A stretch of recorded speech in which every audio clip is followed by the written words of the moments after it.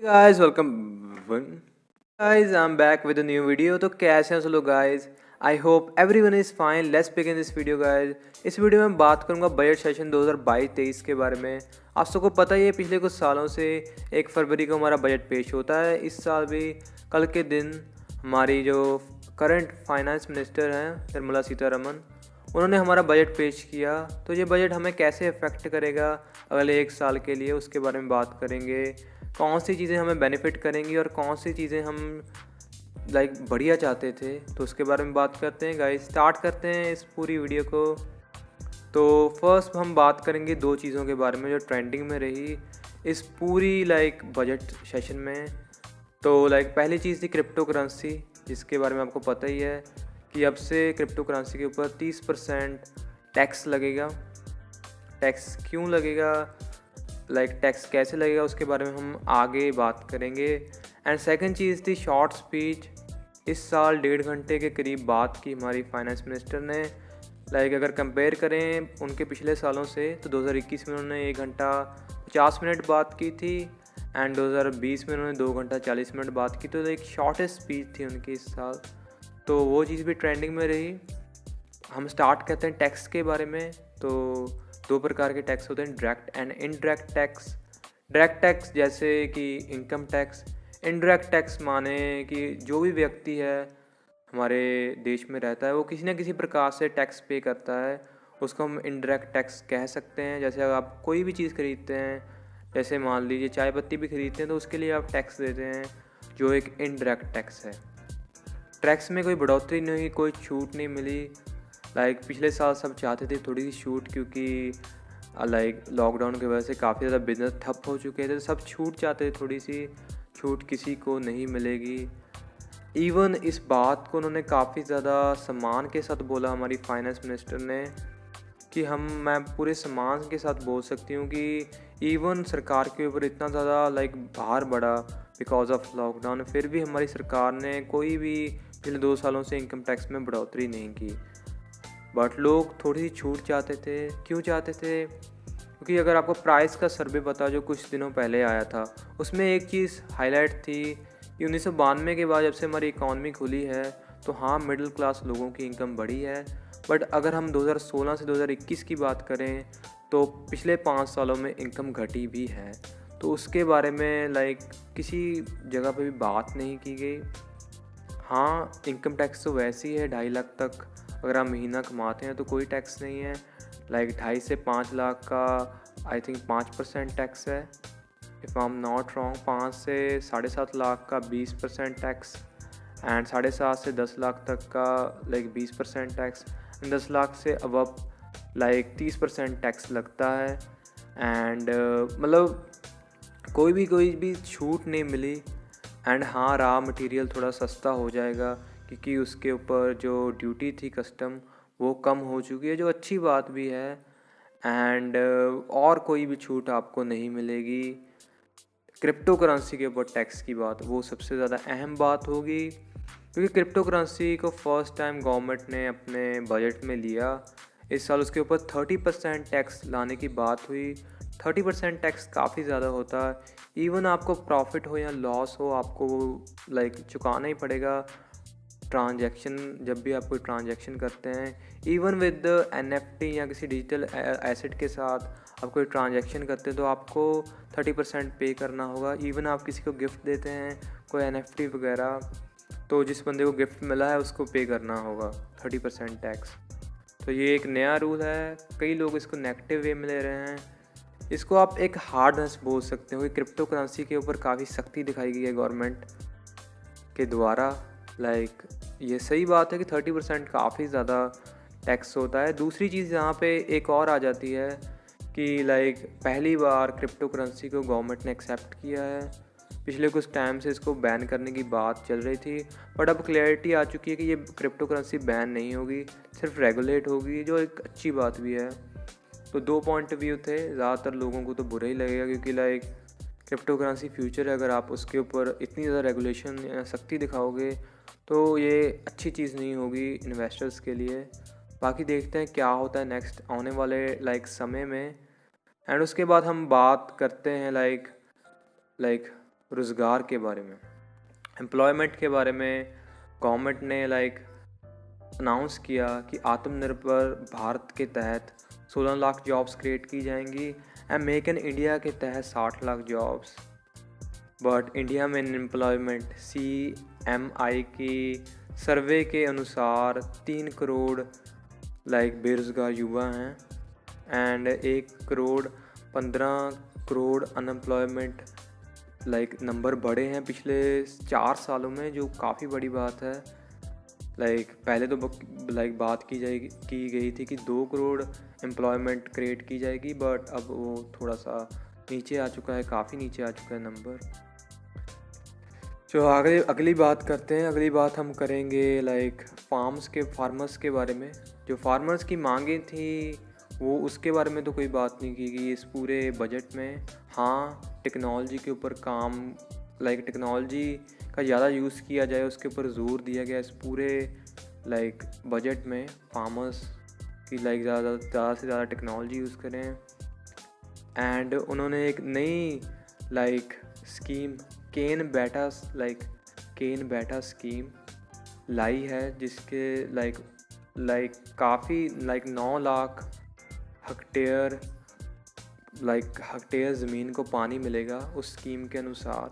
तो काफ़ी अच्छी बात है, ज़्यादातर नहीं था किसानों के लिए। वही उन्होंने ज़ोर दिया कि ज़्यादा से ज़्यादा डिजिटल ज़्यादा से ज़्यादा टेक्नोलॉजी को इन्वॉल्व किया जाए फार्मिंग में, जिस हिसाब से एंड इवन ऑर्गेनिक फार्मिंग को भी उन्होंने प्रमोट किया। एंड इवन कोई स्कीम जो गंगा के पास वो स्टार्ट करने वाले हैं उसके बारे में बताया। कोई ज़्यादा बड़ी चीज़ नहीं थी, सबने बात किया, बट बड़ी चीज़ थी जो उन्होंने अनाउंस की एजुकेशन के बारे में। एजुकेशन जिसके ऊपर सबकी निगाहें रहती हैं। इस साल एजुकेशन के ऊपर गवर्नमेंट ने बड़ा एक निर्णय लिया कि गवर्नमेंट ने अनाउंस किया कि डिजिटल यूनिवर्सिटी होगी एक बड़ी यूनिवर्सिटी जो इंडिया में गांव भर में एजुकेशन प्रोवाइड करेगी डिजिटली, जिसका सर्टिफिकेट को अच्छी मान्यता मिलेगी एंड वो काफ़ी अच्छी चीज़ है। देखते हैं उसका इम्प्लीमेशन कैसा होगा, काफ़ी बड़ी चीज़ है क्योंकि कई जगहों पे जो हमारे गांव वगैरह में रहते हैं उनको अच्छी शिक्षा नहीं मिल पाती। डिजिटल इससे डिजिटल यूनिवर्सिटी काफ़ी ज़्यादा फ़ायदेमंद होगी, बट इम्प्लीमेशन के ऊपर ध्यान रखना पड़ेगा। डिजिटल यूनिवर्सिटी से याद आया, इस साल 5G भी लॉन्च होगा एंड 5G स्पेक्ट्रम की नीलामी शुरू होगी, जिसका मतलब है काफ़ी ज़्यादा पैसे गवर्नमेंट के खातों में आएंगे। देखते हैं इससे वो क्या करते हैं। एंड इस साल उन्होंने वो भी अनाउंस किया कि वो जो ग्रीन बॉन्ड्स हैं, ग्रीन बॉन्ड्स, अगर आपको ग्रीन बॉन्ड्स के बारे में नहीं पता, उसका मतलब होता है जो जैसे शेयर मार्केट में शेयर होते हैं कंपनीज़ के, वैसे गवर्नमेंट अपने बॉन्ड अब बेचेगा।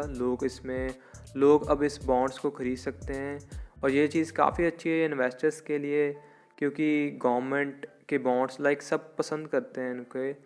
एंड जो भी पैसे उनको इन बॉन्ड्स से मिलेंगे उनको वो इन्वेस्ट करेंगे अपने पर्यावरण के सुधार के लिए, ग्लोबल वार्मिंग के ख़िलाफ़ लड़ाई के लिए, कार्बन के यूज़ को कम करने के लिए। तो इसके लिए वो यूज़ करेंगे, जो एक काफ़ी ज़्यादा अच्छी बात है। एंड अब बात करते हैं रेलवे के बारे में। एक वक्त था जब रेलवे का एक अलग बजट होता था, बट अब कंबाइन बजट ही आता है। इस साल उन्होंने रेलवे के लिए ज़्यादा चीज़ें अनाउंस नहीं की। एक तो चीज़ अनाउंस की कि नई टेक्नोलॉजी पुरानी टेक्नोलॉजी को रिप्लेस करेगी। लगभग 400 नई टेक्नोलॉजी वाली ट्रेन्स इंट्रोड्यूस की जाएंगी, वो पुरानी ट्रेन्स को रिप्लेस की जाएंगी। तो नई टेक्नोलॉजी पुरानी को रिप्लेस करेगी, वही बात इसमें आई। एंड प्राइवेट सेक्टर के साथ मिलके काफ़ी ज़्यादा जॉब्स क्रिएट की जाएंगी रेलवे के सेक्टर में। आपको पता ही पिछले कुछ दिनों से क्या हो रहा है रेलवे एग्ज़ाम्स को लेके, तो एक अच्छा मैं बोल सकता हूँ स्टेप है। देखते हैं कैसा इम्प्लीमेशन होता है। एम्प्लॉयमेंट सबको ही चाहिए। एंड जिसमें ऑप्टिकल फाइबर की योजना काफ़ी अच्छी है, इससे कनेक्टिविटी काफ़ी ज़्यादा अच्छी हो सकेगी। एंड जो डिजिटल यूनिवर्सिटी का कॉन्सेप्ट है उसको काफ़ी ज़्यादा हेल्प मिलेगी, तो वो भी काफ़ी अच्छी स्कीम है। और एक बुरी खबर मैं बोलूँगा कि जो पेट्रोलियम की सब्सिडी है वो गवर्नमेंट ने कम कर दी थी। पहले 14,073 करोड़ थी, अब उसको घटाकर इस साल 5,813 करोड़ कर दिया गया है। आप सबको पता है सब्सिडी गैस के ऊपर होती है, गैस सिलेंडर के ऊपर होती है। इसका मतलब है कि जिस हिसाब से ग्लोबल मार्केट में गैस एंड तेल की कीमतें बढ़ रही हैं, उसका इफ़ेक्ट आई थिंक आने वाले सालों आने वाले टाइम में और इस साल में काफ़ी ज़्यादा दिखेगा। वैसे ही गैस और तेल गैस और पेट्रोलियम काफ़ी ज़्यादा महंगा है और महंगा होगा, क्योंकि अभी गवर्नमेंट उस ज़्यादा सब्सिडी नहीं देगी। इसका मतलब है हमको ही उसके हमें ज़्यादा मनी पे करनी पड़ेगी। एंड मुझे लगता है 10 मार्च के बाद आपको फ़र्क दिखेगा कि कैसे तेल एंड गैस की कीमतें ऊपर जाएंगी, जो एक काफ़ी बुरी चीज़ है। काफ़ी ज़्यादा बुरी चीज़ है, क्योंकि इससे आप सबको पता ही है महंगाई काफ़ी बढ़ेगी एंड जो मिडिल क्लास बंदा है वो पिसेगा फिर से। तो ये एक चीज़ थी जिसका मैं एज ए नेगेटिव ले सकता हूँ, है ना। ये पूरा बजट एक कैपिटलिस्ट बजट था कि जो बिजनेसमैन हैं उनको ज़्यादा प्रेफरेंस दी गई, जो कैपिटलिस्ट हैं उनको ज़्यादा प्रेफरेंस दी गई। इवन कई चीज़ों पे कर घटाई गई है, बिजनेस करने के लिए लोगों को उत्साहित किया गया है। तो एक अच्छी चीज़ भी है कि जो इन्वेस्टर्स हैं, स्टार्टअप्स ज़्यादा बढ़ेंगे आने वाले टाइम में, जो एक हिसाब से अच्छी भी चीज़ है। बट जो लोग नौकरी करते हैं उनके लिए थोड़ा सा मुश्किल हो जाएगा, जो 10-20 हज़ार वाली नौकरी करते हैं, क्योंकि जिस हिसाब से पेट्रोलियम एंड इन सब की मैंने बात की कि इनकी कीमतें बढ़ेंगी एंड और काफ़ी चीज़ें जिसको बारे में मैंने बात की थ्रू आउट। तो एक हिसाब से कह सकते हैं कि काफ़ी ज़्यादा मुश्किलें बढ़ेंगी एक मिडिल क्लास के लिए। कुछ अच्छी चीज़ें भी आएंगी मिडिल क्लास के लिए, बट मुश्किलें ज़्यादा बढ़ेंगी। इतना ज़्यादा बुरा भी नहीं मैं बोलूँगा, इस पूरे जो हमारा बजट था इतना ज़्यादा अच्छा भी नहीं बोलूँगा। कुछ चीज़ें थी जो आपको अच्छी लगेंगी, हाँ, जैसे मैंने बोला वो डिजिटल यूनिवर्सिटी वाला कंसेप्ट एंड और काफ़ी कंसेप्ट, जैसे टेक्नोलॉजी बढ़ाई जाएगी। 5G के साथ फ़ायदे भी होंगे, नुकसान भी होगा। नुकसान ये होगा कि इंटरनेट पैक्स और महंगे होंगे।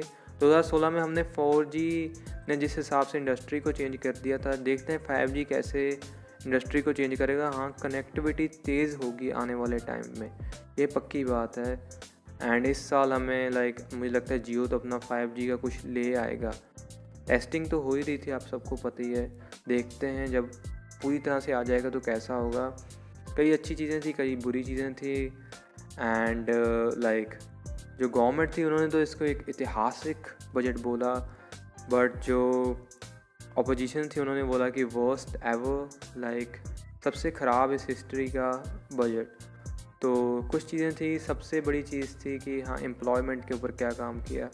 2 करोड़ नौकरियों की बात की गई थी, नौकरियां उन्होंने कम अनाउंस की, जो एक बुरी बात है। एंड इवन जो मैंने सब्सिडी वाली बात बताई, तो सब्सिडी शायद देखते हैं कितना अफेक्ट करेगी, अभी आने वाले वक्त में ही पता चलेगा, बट वो एक चीज़ है। तो ये पॉइंट्स थे and this is all for today's video guys. Be hopeful, keep listening, keep watching my videos and मैं मिलूँगा नेक्स्ट वन में। सब्सक्राइब कीजिए गाइज इस चैनल को। Bye guys.